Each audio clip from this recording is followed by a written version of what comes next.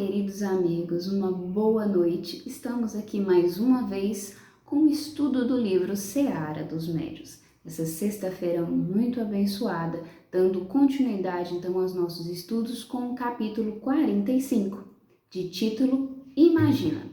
Para quem não me conhece ainda, eu vou me apresentar. Eu sou Débora Rodrigues e falo da cidade de Bocaiúva, no norte de Minas.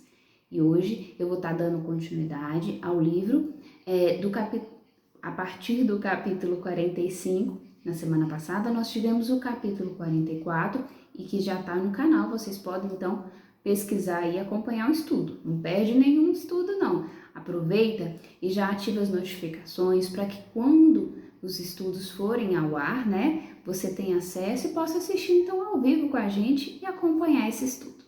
Então, hoje, o título de número 45 é Imagina. Como de costume, eu vou lendo e vou falando um pouquinho da essência do que Emmanuel, através da psicografia do Chico, quis trazer para nós, né? É lógico que a compreensão completa, ela requer muito estudo, muita revisão. Então, assim, a cada estudo que a gente tem, nós trazemos um fragmento daquela grandiosa energia dos ensinamentos do Espírito Emmanuel, nosso mestre, que nos guia, assim, em tantos momentos da nossa vida, seja pelos estudos, pelos conselhos, né, através das suas obras, seja pelo próprio exemplo de vida, né? Quem já estudou o histórico espiritual de Emmanuel através dos livros, sabe da magnitude e a importância desse espírito. Então, o capítulo 45, Imagina, é sobre a questão 268, parágrafo 12º. Então, é uma reunião pública de 20 de junho de 1960. Para a gente dar continuidade, eu vou iniciar a leitura aqui do primeiro parágrafo. Imagina-te possuindo irmãos furtados do teu lar quando pequeninos, arrebatados ao teu afeto, foram aprisionados e cresceram em regime de cativeiro, quais bois na canga, conduzindo a cabeça do arado ou sustentando a moenda. Então, é um contexto bem... esse contexto inicial de Emmanuel, para explicar, é algo muito presente em regiões ainda interioranas, né? Acho que é essa a palavra. Então ele começa, imagina você ter irmãos furtados do seu lar, retirados da tua convivência, irmãos esses que foram aprisionados, que cresceram no regime de cativeiro, quais bois na canga, conduzindo a cabeça do arado ou sustentando a moenda. Então, são animais que são utilizados, então, para as atividades, né? Atividades de uma roça, por exemplo, animais que vivem em situações colocando num contexto que fique mais entendido, né? Até de uma violência, né, contra eles, pelo trabalho forçoso, pela dificuldade, pela desesperança, né, embora que a gente esteja aqui somente contextualizando isso, essa desesperança trazida para essa situação, imagina ter de você irmãos retirados que foram aprisionados a um sofrimento, né, a sofrimentos mentais e sofrimentos físicos. E por que Emmanuel utiliza essa forma mais drástica? Porque a gente consegue visualizar. Porque quando a gente fala do sofrimento mental, muitas vezes a gente não é palpável para a gente, né? A pessoa está sofrendo, mas a gente precisa entender isso como uma dor física para compreender a magnitude disso. Muitas vezes a gente precisa entender. Por exemplo, se eu disser a você, eu machuquei o meu pé, eu torci o meu tornozelo, por exemplo. Então você consegue dimensionar uma dor, um prejuízo, né, dessa situação. Mas se eu disser que eu estou sofrendo por uma mágoa, por uma angústia, talvez você não consiga então administrar mentalmente como seria esse sofrimento. E se esse sofrimento, né, e aí a gente cai naquele julgamento de entender que esse sofrimento nem é tão assim, porque pode ter uma resiliência e as coisas não não são tão simples quando se trata da mente humana, do espírito, né? Então, dando continuidade. Traficados como alimarias, erguiam-se com a aurora e suavam no eito, enquanto o dia tivesse luz. Então, a gente está falando aqui de escravidão, né? Se doentes, tinham remédio nas próprias lágrimas. Se chorosos, recebiam repetidas chicotadas para consolo. Então, é um sofrimento sem poder reclamar. Um contexto aqui de escravidão, mas essa escravidão vai muito além daquilo que a gente sabe e conhece da história. Muitas vezes é uma escravidão mental, uma escravidão energética dos próprios padrões. Embora amassem profundamente os seus, eram constrangidos a contemplar, soluçando as próprias esposas vendidas a mãos mercenárias e os tenros filhinhos entregues à lavagem amontoada no coxo. Acho que não convém explicar muito essa situação, porque ela se diz por si só. É um contexto em que viviam muitos escravos. Desejariam estudar, mas eram propositadamente arredados da escola. E se mostrassem qualquer anseio de liberdade, eram postos a ferro e varados até a morte. Então, ele traz esse contexto daquela pessoa que não tem opções. Muitas vezes nós choramos, nós reclamamos, mas nós temos opções. Então, esse contexto que Emmanuel traz são de espíritos, são de seres que não têm opções. E quando eles anseiam uma melhora, uma mudança, uma consequência ainda mais dolorosa daquilo que eles estão vivendo, acontece a eles. É um contexto de uma privação de livre-arbítrio, né? Uma privação relativa, mas uma grande privação de livre-arbítrio. E aí ele continua. Imagina igualmente que esses irmãos menos felizes, criados distantes do teu carinho, se comunicassem do plano espiritual com as criaturas terrestres e fossem motivos de hilariedade pela linguagem primitiva que ainda se expressam. E aqui Emmanuel começa a entrar num contexto muito interessante que eu tentei antecipar sem dizer anteriormente. Que ele traz aqui, imagina irmãos menos felizes criados distantes do teu caminho se comunicassem com o plano espiritual. Então essa questão do plano espiritual aqui, a gente pode já entender aos irmãos menos evoluídos, que ainda se encontram no umbral, né, aprisionados a dimensões inferiores pelas suas mentes, pelas consequências dos seus atos, mas então ainda ligados, né, a esse plano espiritual inferior.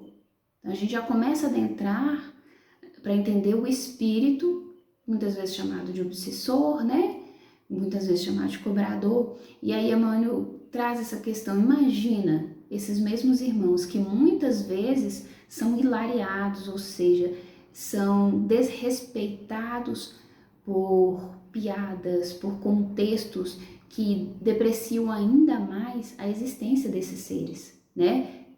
Tratando eles ali como insignificantes, e não respeitando a individualidade espiritual de cada ser e a sua criação, é claro. E aí ele continua. Pensa neles como estando ainda algemados aos caprichos daqueles mesmos que lhes deviam respeito e renovação, e que continua a tê-los como cães amestrados para objetivos inferiores.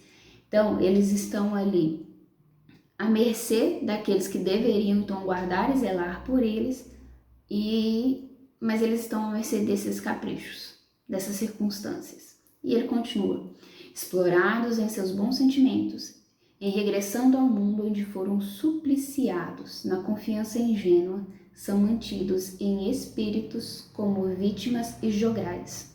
E aqui eu abro um parênteses, porque quando a gente fala de um espírito que ele está aprisionado ou preso, né, a uma camada inferior, normalmente a gente pensa que ele está ali por uma decisão, por uma consequência, uma circunstância, mas há casos de espíritos que estão presos a camadas inferiores, vítimas de outras, de energias, né, de outros espíritos. E ele menciona aqui a questão da ingenuidade, confiança ingênua. Por quê? São espíritos que de fato acreditam naquele sistema. Eles não conseguem visualizar outras opções. Por exemplo, muitas vezes o espírito ele é tão ferido, ele é tão magoado, tão machucado, que ele acredita que o único caminho é a vingança, porque aquele é o único sentimento que ele tem acesso naquele momento. E por conta dessa ingenuidade, e a gente não está julgando nenhum fato, ele acaba sendo escravizado por outros espíritos que se alimentam dessa energia. Por que a gente tem que tomar cuidado? Vocês lembram do livro e do filme Nosso Lar, em que André Luiz é considerado um suicida? Quando uma pessoa ela tem um vício, e a gente vai usar aqui o vício da bebida como exemplo, ele alimenta aquele padrão. E espíritos inferiores que estão ligados de uma certa forma ou próximos àquele ser, eles se alimentam dessa energia, né? Então, você já tem plantado aí no seu mental, né, esse desejo pela bebida. Aí esse espírito, ele alimenta esse desejo para que ele possa se beneficiar da energia que é gerada com a ingestão alcoólica. Esse é só um exemplo, mas vício é tudo que vem em excesso, por exemplo, né? O vício no trabalho, ele gera uma consequência. O vício em drogas, o vício nas energias sexuais. Então, tem diversos vícios aqui. Eu mencionei a bebida alcoólica, porque é algo que nós conseguimos enxergar com maior facilidade. Lembrando que quem bebe nunca bebe sozinho, né? Um golinho de álcool sempre é dado entre o ser físico e os seres espirituais que os acompanham. E aí é um assunto para outro dia, mas aí a gente trouxe para vocês entenderem esse contexto do aprisionamento mental. E aqui Emmanuel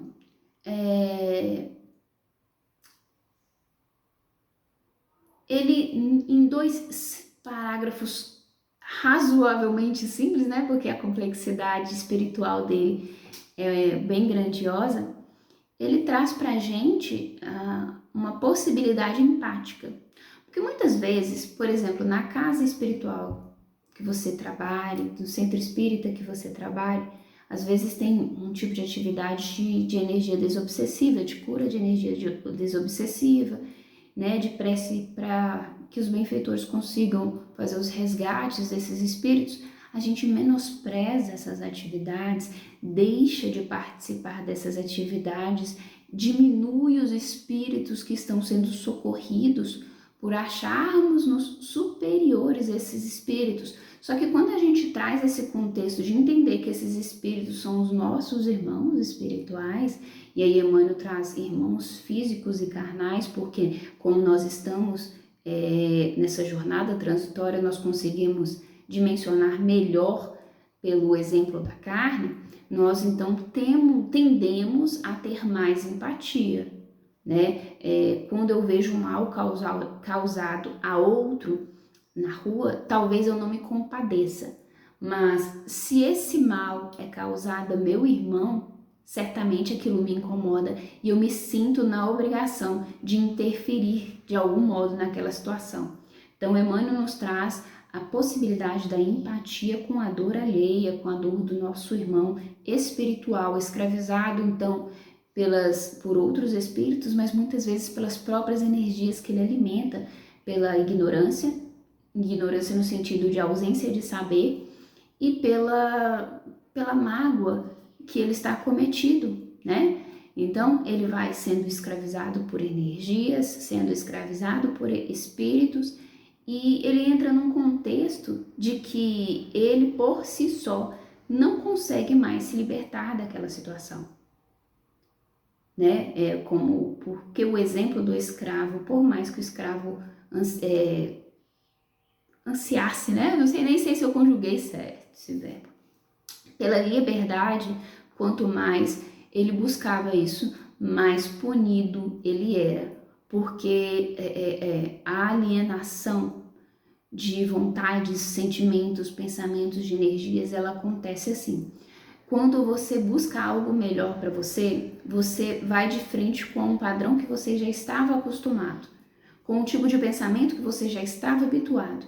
E aquilo vem forte em você, muitas vezes te desencorajando a buscar aquele novo rumo, aquela nova situação na sua vida, né? Te desestimulando. Então vem de encontro. E aí muitas vezes você desiste de algo bom, né? Que é algo que você deseja, que é algo para o seu crescimento espiritual, para o seu crescimento físico, porque você encontrou um grande embate. E a gente esquece muitas vezes que nós passamos por diversas vidas e estamos há muitos anos alimentando diversos padrões energéticos, diversos costumes e hábitos. E que o simples querer sem atitude não vai modificar esse padrão. Nós precisamos de disciplina e constância para modificar. Um padrão que vem muitas vezes aí de 2, 5, 10 vidas. Então, querer modificar isso em uma semana, em um mês, é muito complicado. Isso requer constância e vigilância, porque ainda que nós atingimos, né, um determinado patamar espiritual, se nós não vigiarmos os nossos pensamentos, os nossos sentimentos, as nossas emanações, nós tendemos a cair, né? E aí você vai pensar assim, que era uma questão que eu tinha muito. Lá no livro dos espíritos, é falado que os espíritos, eles não regridem, eles estagnam. E aí eu sempre me questionava, mas e uma pessoa que ela tá andando certo, ela tá fazendo tudo certinho e comete um erro? Isso não é uma regressão?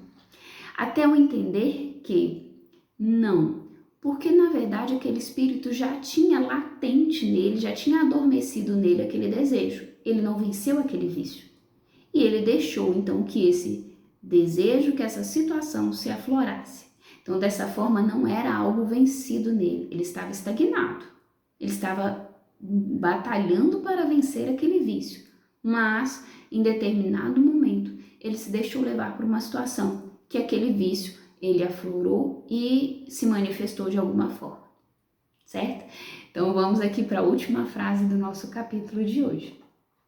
Imagina tudo isso e sentirás o coração confrangir-se de imensa dor ao ver companheiros desencarnados iludidos na boa fé.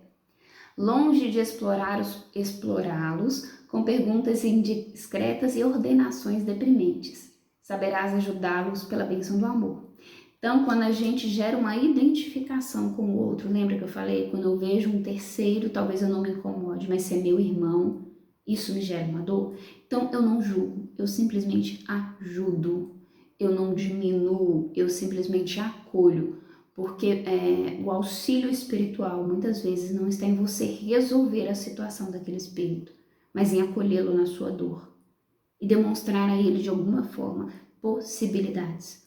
Muitas vezes o espírito encarnado e desencarnado, ele estagna por não conseguir ver possibilidades. E é por isso que nós estamos aqui o tempo todo, para acolher sem julgar, para acolher falando, olha, não se prenda na sua culpa. Se responsabilize sim, você fez escolhas. Mas dessa mesma forma, você tem escolhas agora, a partir de agora. Você tem sementes que você planta, a partir de agora, para colher lá na frente. Seja você espírito encarnado ou desencarnado. Os espíritos desencarnados estão ao nosso entorno, eles nos escutam, eles recebem as nossas energias, nós somos luzes, estamos aqui para iluminar. E a melhor receita de iluminação é o amor e acolhimento, sem julgamento. Um acolhimento real, sincero, genuíno, né, dessa dor, desses espíritos. Isso a gente está trazendo num contexto do auxílio espiritual, né, porque o livro Seara dos Médios, ele dita, né, de certa forma, conduta mediúnica. Então, a gente vai estar falando num contexto espiritual, mas se a gente exercer isso no nosso dia a dia, na nossa conduta, moral com os nossos entes, os nossos familiares, os nossos amigos, se a gente exercer esse tipo de conduta, isso torna-se algo nosso. Então, essa empatia espiritual, física, né? Ela se torna uma empatia espiritual, porque eu torno o meu espírito um espírito empático e acolhedor. Um espírito que é instrumento, né? Instrumento de paz, instrumento de luz, é instrumento no meio em que ele está. Tem uma frase que eu gosto muito: floresça onde Deus te colocou.